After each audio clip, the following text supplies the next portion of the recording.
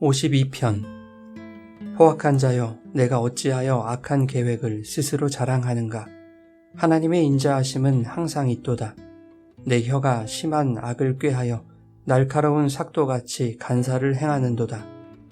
내가 선보다 악을 사랑하며 의를 말함보다 거짓을 사랑하는도다. 셀라. 간사한 혀여, 너는 남을 해치는 모든 말을 좋아하는도다. 그런즉 하나님이 영원히 너를 멸하시며 너를 붙잡아 내 장막에서 뽑아내며 살아있는 땅에서 내 뿌리를 빼시리로다. 셀라. 의인이 보고 두려워하며 또 그를 비웃어 말하기를 이 사람은 하나님을 자기 힘으로 삼지 아니하고 오직 자기 재물의 풍부함을 의지하며 자기의 악으로 스스로 든든하게 하던 자라 하리로다.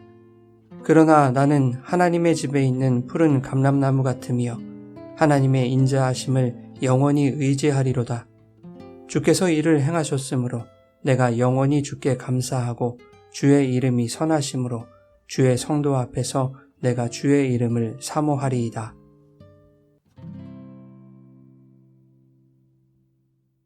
여러분 좋은 아침입니다. 오늘도 말씀의 은혜가 여러분의 삶에 풍성히 임하기를 소망합니다. 시편 52편은 포악한 자에게 시달리는 자를 위로하는 시입니다.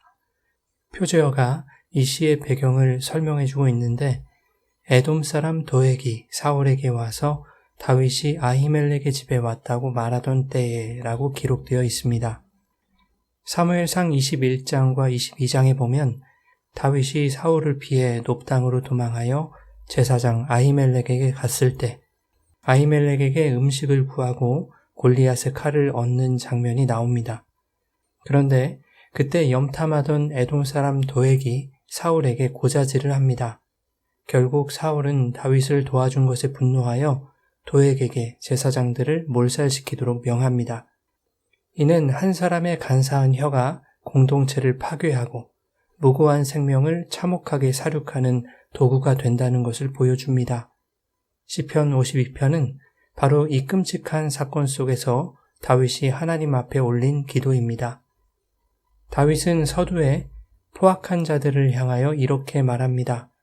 내가 어찌하여 악한 계획을 스스로 자랑하는가. 하나님의 인자하심은 항상 있도다. 이 말은 악인들이 극악한 포악을 계획한다 할지라도 또한 그 계획대로 되어간다고 스스로 자랑한다 할지라도 하나님의 은혜가 항상 의인들에게 있어서 악인들의 포악으로부터 하나님이 지키실 것에 대한 확신의 고백입니다. 하나님의 인자는 악인들에 대한 징계와 심판으로 나타나서 악인들의 자랑이 얼마나 허무한 것인지를 알게 하실 것입니다. 다윗은 2절에 이렇게 말합니다. 내 혀가 심한 악을 꾀하여 날카로운 삭도같이 간사를 행하는도다. 삭도는 머리를 밀 때 쓰는 날카로운 도구입니다. 즉 도액의 혀를 사람의 생명을 베어내는 삭도로 표현한 것인데 도액으로 대표되는 모든 포악자들이 그러하다는 것을 말하고 있는 것입니다. 혀가 심한 악을 꾀한다는 것은 거짓말을 넘어서 권력을 얻기 위해 불의와 음모를 꾸미는 모든 행위로 확장하여 해석할 수 있습니다. 자신의 성공을 위해 무고한 자를 희생시키는 극악무도가 사람의 혀에 달려 있다는 것입니다. 그래서 시편 120편에서 시인은 거짓된 입술과 속이는 혀에서 내 생명을 건져달라고 기도합니다. 우리가 사는 시대에도 혀의 죄는 여전히 사람을 무너뜨립니다. 거짓 뉴스나 유언비어, 중상모략, 왜곡된 말들이 공동체와 사회를 파괴하고 있습니다. 그래서 성경은 잠언 18장 21절에서 죽고 사는 것이 혀의 권세에 달렸다고 경고합니다. 사무엘하 23장 2절에 다윗이 하는 마지막 말은 이렇습니다. 여호와의 영이 나를 통하여 말씀하시며 그의 말씀이 내 혀에 있도다. 하나님의 말씀은 진리입니다. 진리의 말씀에는 거짓이 없고 그 말씀은 살리는 언어입니다. 성도의 입에는 하나님의 말씀이 있어야 합니다. 다윗은 5절에 이렇게 선언합니다. 그런즉 하나님이 영원히 너를 멸하시며 너를 붙잡아 내 장막에서 뽑아내며 살아있는 땅에서 내 뿌리를 빼시리로다. 뿌리를 뽑는다는 표현은 다시는 자라지 못하게 한다는 의미입니다. 7절에 말하는 것처럼 악인은 하나님을 자기 힘으로 삼지 아니하고 자기 재물의 풍부함을 의지하며 자기 악으로 스스로 든든하게 하는 자입니다. 외형적으로는 부한 것 같고 성공한 것처럼 보이지만 실상은 하나님이라는 절대 힘이 없는 자입니다. 악인의 형통은 잠시뿐이며 결국 하나님의 힘 아래서 심판을 받게 될 것입니다. 반대로 다윗은 8절에 이렇게 고백합니다.